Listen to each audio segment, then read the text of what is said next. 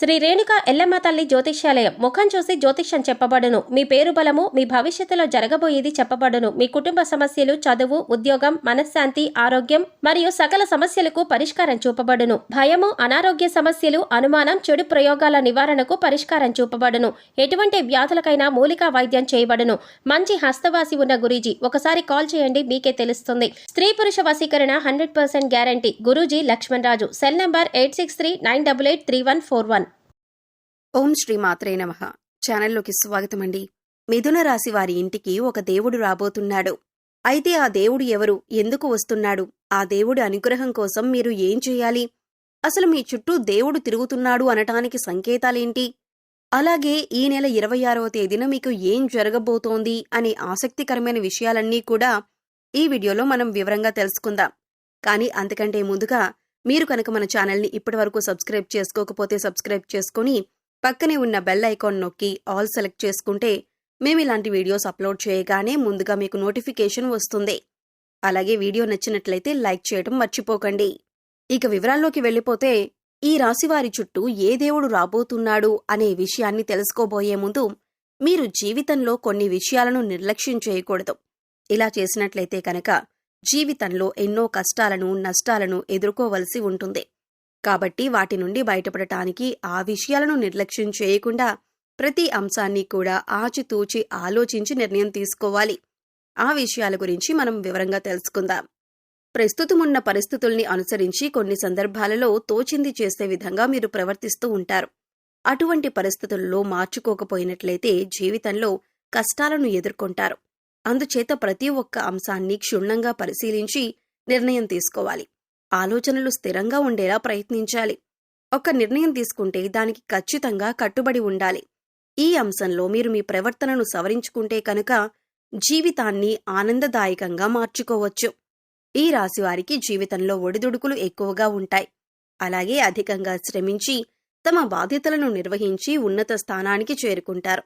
ఈ రాశివారికి మంచితనం, మానవత్వం అధికంగా ఉంటాయని చెప్పొచ్చు. ఇతరులు కష్టాల్లో ఉంటే ఖచ్చితంగా ఏదో విధంగా సహాయం చెయ్యాలి అని అనుకుంటారు. వీరి దగ్గర ధనం ఉన్నా లేకపోయినా ఎదుటివారు కష్టాల్లో ఉంటే మాత్రం సహాయం చేయటానికి ప్రయత్నిస్తారు. ఈ రాశివారు న్యాయం అనేది ఎవరికైనా ఒకటే అనే ఆలోచన కలిగి ఉంటారు. అందుకే మీకు ఎలా న్యాయం జరగాలి అని కోరుకుంటారో అలాగే ఎదుటివారికి కూడా వారు నిజాయితీ పరులైతే వారికి ఖచ్చితంగా న్యాయం జరగాలి అని కోరుకుంటారు. ఈ గుణం కారణంగా ఎదుటి వ్యక్తులు మీకు ఆకర్షింపబడతారు. ఎప్పుడూ కూడా ప్రశాంతంగా ఉంటూ జీవితాన్ని ఆనందంగా గడపటానికి ఎక్కువగా ఇష్టపడతారు. ఎదుటివాళ్లు కష్టాల్లో ఉంటే సాయం చేయటానికి ముందుంటారు. కొద్దిగా సాయం చేయటానికి మీకు కష్టమైన పరిస్థితులు ఎదురైనా కూడా ఇష్టంగా సాయం చేయటానికి ముందుంటారు. ఈ సమయంలో మీరు నమ్మిన వ్యక్తుల చేత మోసపోయే అవకాశం కూడా కనిపిస్తోంది. అందుచేత ఎవరు మనవారు, ఎవరు పరాయివారు అని గమనించాలి. ఎదుటివారు మన మంచి కోసం చెప్తున్నారా లేదా వారికి అందులో లాభం ఏదైనా ఉందా అనే అంశాలను కూడా మీరు గమనించాలి. ప్రతి ఒక్కరి మీద ఒక కన్నేసి ఉంచాలి. ఎందుకంటే మీరు నమ్మిన వారే మీతో స్నేహపూర్వకంగా మాట్లాడుతూనే మిమ్మల్ని మోసం చేసి మిమ్మల్ని ఇబ్బందుల్లో పడేసే అవకాశాలు ఎక్కువగా ఉన్నాయి. ఈ సమయంలో ఈ రాశివారు వ్యాపార కూడల్ని అద్దెకిచ్చే ఆలోచన ఉంటే మానుకుంటే మంచిది. ఎందుకంటే అది మీకు నష్టాన్ని చేకూర్చవచ్చు. ఇక మీ వ్యాపారం ఏదైనా ఉంటే దాన్ని విస్తరించటానికి ప్రయత్నించినట్లయితే లాభాల బాట పడతారు. అలాగే వ్యాపారంలో ఎప్పుడూ అనుభవజ్ఞులను భాగస్వాములుగా చేర్చుకోవటానికి ప్రయత్నించండి. మీకు ఏదైనా సహాయం కావాలంటే అది చిన్నదైనా పెద్దదైనా కుటుంబ సభ్యుల యొక్క సలహాలు అలాగే వారి సహకారం తీసుకోవటానికి ప్రయత్నించండి. అలాగే ఈ సమయంలో మీరు డబ్బుని అప్పుగా ఇచ్చినా తీసుకున్నా కూడా వాటికి సంబంధించిన పత్రాల గురించి చాలా జాగ్రత్తగా ఉండాలి. ఎందుకంటే ఈ సమయంలో మీకు షూరిటీ సంతకాల విషయంలో ఇబ్బందికర పరిస్థితులు కనిపిస్తున్నాయి. అయితే డబ్బులిచ్చి పుచ్చుకునేటప్పుడు పత్రాలను జాగ్రత్తగా చూసుకుంటే కనుక ఎటువంటి ఇబ్బందులు ఉండవు. ఇక ఈ సమయంలో ముఖ్యంగా ఈ రాశివారి ఇంటికి ఒక దేవుడు రాబోతున్నాడని చెప్పుకోవాలి. దీనికి గల కారణం మీరు ఇతరులకు నిస్వార్థంగా సహాయపడే విధానం కావచ్చు, లేదా మీరు నిష్కల్మషమైన మనసుతో శివయ్యను పూజించిన విధానం కావచ్చు, మీ దయాగుణం, దానగుణం కావచ్చు. వీటి కారణం చేత అమ్మవారు ప్రసన్నమై మీ వెనకాలే ఉండి మిమ్మల్ని నడిపిస్తున్నారు. అందుచేత ఈ రాశివారు ఎదుటివారితో మాట్లాడేటప్పుడు కానీ ఎదుటివారికి సహాయం చేసేటప్పుడు కానీ చాలా నిర్మలమైన మనసుతో చేయాలి. శివయ్యకు కోపం తెప్పించే విధంగా మీరు ప్రవర్తించకూడదు. మీ దగ్గర లేని వ్యక్తుల గురించి మీరు తప్పుగా మాట్లాడకూడదు. కష్టాలలో ఉన్నవారు మీ వద్దకు వస్తే ఈ సమయంలో వారికి లేదు అనకుండా మీకు వీలైనంతలో ఎంతో కొంత సహాయం చేయండి. మంచితనం, మానవత్వం వదులుకోకుండా ప్రవర్తించండి. ఇంటిని పరిశుభ్రంగా ఉంచుకోవటానికి ప్రయత్నించండి. శివయ్య అనుగ్రహాన్ని పొందుతారు. ఇల్లు వాకిళ్లు శుభ్రంగా ఉన్న చోట సిరి సంపదలు, ఆయురారోగ్యాలు కలుగుతాయని పెద్దలు చెబుతారు. అలాగే ఇంటిని శుభ్రం చేసుకున్నాక ఇంట్లో సుగంధ ద్రవ్యాలతో ధూపం వెయ్యండి. ఇలా చేయటం వల్ల శివయ్య ఆశీస్సులు మీపైన ఎల్లప్పుడూ ఉంటాయి. అలాగే పరమేశ్వరుడు మీ చుట్టూ తిరుగుతున్నారు అని చెప్పటానికి సంకేతాలేంటో ఇప్పుడు చూద్దాం. ఇంట్లో ఎప్పుడూ సుగంధ పరిమళం వస్తున్నట్లయితే కనుక మీ ఇంట్లో దేవుడు తిరుగుతున్నాడు అని అర్థం చేసుకోవాలి. తరచుగా ఇంట్లో విభూతి మరియు గంధం వాసన వస్తున్నట్లయితే కనుక శివయ్య మీతోనే ఉన్నాడు అని అర్థం చేసుకోవచ్చు. అలాగే మీ ఇంట్లో తరచుగా ఢమరుకు శబ్దం వినబడుతున్నా కూడా మీ ఇంట్లో శివుడు ఉన్నట్లు అర్థం చేసుకోవచ్చు. ముఖ్యంగా రాత్రి సమయంలో గజ్జల శబ్దం వినబడుతున్నట్లయితే కనుక శివయ్య మీ ఇంట్లో తిరుగుతున్నారని అర్థం. మనసు ప్రశాంతంగా ఉన్నట్లయితే కనుక శివుడు మీ వెనకాలే ఉండి మిమ్మల్ని అనుగ్రహిస్తాడు అని చెప్పుకోవచ్చు. ఎందుకంటే కొన్ని సందర్భాలలో కొంతమందిని చూసినట్లయితే ఎటువంటి ఇబ్బందులు, కష్టాలు లేకపోయినా మనసు మాత్రం ఆందోళన పడుతూ ఉంటుంది. అలా కాకుండా కొంతమందిని చూసినట్లయితే ఎన్ని కష్టాలు ఉన్నా చాలా ప్రశాంతంగా ఉంటారు. మరి అటువంటి వారికి శివయ్య అనుగ్రహం ఉందని చెప్పుకోవచ్చు. ఇక ఎప్పుడూ ఎదుటివారి మంచి కోరుకుంటూ దాన ధర్మాలు చేస్తూ నిస్వార్థంగా ప్రవర్తించినట్లయితే కనుక శివుడు మిమ్మల్ని తొందరగా అనుగ్రహిస్తారు. అయితే ఈ నెల 26వ తేదీన మీ శక్తి మేరకు శివయ్యకు అభిషేకం చేయండి.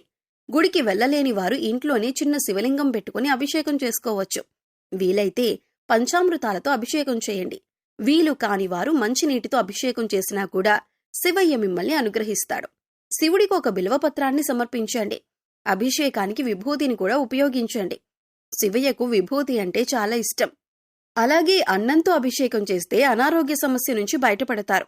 ఈ విధంగా శివరాత్రి రోజున లింగోద్భవ సమయంలో శివుడికి అభిషేకం చేసి శివయ్య అనుగ్రహానికి పాత్రులు కండి. అలాగే శివుడికి పాలతో వండిన పరవాన్నాన్ని నివేదించండి.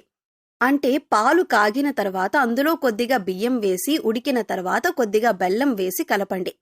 ఈ పరవాన్నాన్ని శివుడికి నివేదించటం వల్ల శివుడి అనుగ్రహాన్ని పొందుతారు. శివరాత్రి రోజున ప్రతి నిమిషం కూడా శివుడి నామస్మరణ చేస్తూ ఉండండి. ఓం నమః శివాయ అనే మంత్రాన్ని నిరంతరం జపించండి. శివరాత్రి రోజున ఉదయాన్నే లేచి స్నానం చేసి ఇంట్లో ధూపం వేసి అన్ని గదుల్లో చూపించండి. అలాగే ఈ రోజున మీరు చేయకూడని తప్పు ఒకటి ఉంది. ఈ తప్పు చేసినట్లయితే శివయ్య ఆగ్రహానికి గురవుతారని గుర్తుంచుకోండి. ఇలా చేయటం వల్ల మీ ఇంటి నుండి అన్ని రకాల ప్రతికూలతలు తొలగిపోతాయి.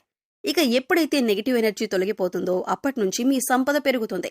అలాగే మీరు కెరియర్ జీవితంలో విజయాన్ని పొందుతారు. అలాగే మీరు ప్రతికూల శక్తుల నుండి బయటపడటం కోసం ఇంటి గుమ్మం దగ్గరకు ఆవు వస్తే ఏదైనా మీకు శక్తి కొద్దీ ఆవుకు గడ్డి తినిపించి 3 ప్రదక్షిణలు చేయండి. భిక్షగాళ్లు వస్తే ఏదో ఒకటి ఇచ్చి పంపండి. కాని ఊరికే ఏమీ ఇవ్వకుండా పంపొద్దు. వారానికి 3 సార్లైనా సాయం సంధ్యా సమయాల్లో ఇంట్లో, వ్యాపార సంస్థల్లో ధూపం తప్పక వేయండి. అలాగే మీ వాహనాలకు నిమ్మకాయ దండను కట్టండి. ఈ రోజుల్లో మద్య మాంసాలకు దూరంగా ఉండండి. ఎవరిని దూషించకండి. ఇలా చేయటం వల్ల మీరు చిక్కుల్లో పడే అవకాశం ఉంటుంది. మీ చుట్టూ శివయ్య తిరుగుతున్నారు అనే విషయాన్ని గుర్తుంచుకోండి. ప్రతిరోజు దీపారాధన చేయండి. మీ ఇష్టదైవ నామస్మరణ చేస్తూ ఉండండి. రోజుకొకసారైనా లింగాష్టకం కానీ లేదా శివుడికి సంబంధించిన ఏ స్తోత్రమైనా చదువుకోవటానికి ప్రయత్నించండి. చదవటానికి వీలు కాకపోతే కనీసం వినటానికి ప్రయత్నించండి. అలా చేయటం వల్ల శివయ్య కరుణా కటాక్షాలతో అద్భుతమైన ఫలితాలను పొందుతారు. సో చూశారు కదండి, మిథున రాశి వారి ఇంటికి ఏ దేవుడు రాబోతున్నాడు, అలాగే మీ చుట్టూ ఉన్న దేవుణ్ణి ఏ విధంగా గుర్తించాలి, ఆ దేవుణ్ణి ప్రసన్నం చేసుకోవటం కోసం మీరు ఏ పనులు చేయాలి అనే అంశాలను ఈ వీడియోలో మనం వివరంగా తెలుసుకున్నాం కదా. ఈ వీడియో మీకు నచ్చినట్లయితే లైక్ చేయండి. మీ ఫ్రెండ్స్ అండ్ ఫ్యామిలీ మెంబర్స్లో ఎవరైనా మిథున రాశి వారు ఉన్నట్లయితే వారితో ఈ వీడియోను షేర్ చేసుకోవటం మర్చిపోవద్దు. అలాగే ఇప్పటివరకు మన ఛానల్ని కనుక సబ్స్క్రైబ్ చేసుకోకపోతే సబ్స్క్రైబ్ చేసుకొని పక్కనే ఉన్న బెల్ ఐకాన్ నొక్కి ఆల్ సెలెక్ట్ చేసుకుంటే మేము ఇలాంటి వీడియోస్ అప్లోడ్ చేయగానే ముందుగా మీకు నోటిఫికేషన్ వస్తుంది. మరో చక్కటి వీడియోతో మళ్ళీ కలుద్దామండి. ఓం శ్రీమాత్రే నమః.